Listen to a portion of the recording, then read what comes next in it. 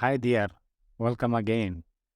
Today we are going to talk about how you can grow kohlrabi in a tiny plastic pot and still get a high yield. It may sound unbelievable, but it's true. We have a small pot filled with soil and a kohlrabi plant growing out of it. Before we get started, let's quickly talk about what kohlrabi is. It's a vegetable that's similar to a turnip and it's packed with nutrients like vitamin C, fiber, and potassium. It's easy to grow and can be eaten raw or cooked. Now let's get back to our tiny plastic pot. The first thing we did was fill the pot with nutrient-rich soil. We used a mix of compost, peat moss, and perlite to ensure that the plant had all the nutrients as needed to grow. We then planted the kohlrabi seeds about half an inch deep in the soil.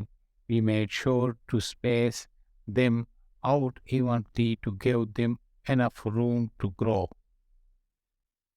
We watered the pot regularly, making sure not to overwater it.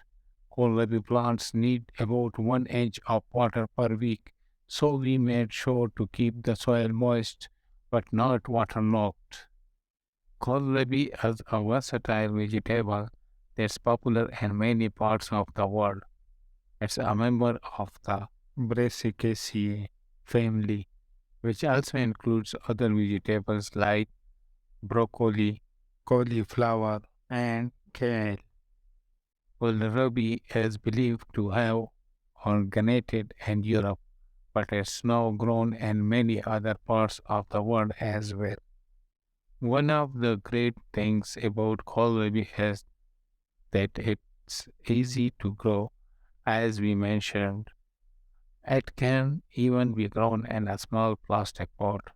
Kohlrabi plants prefer cooler weather and can be planted in both the spring and fall.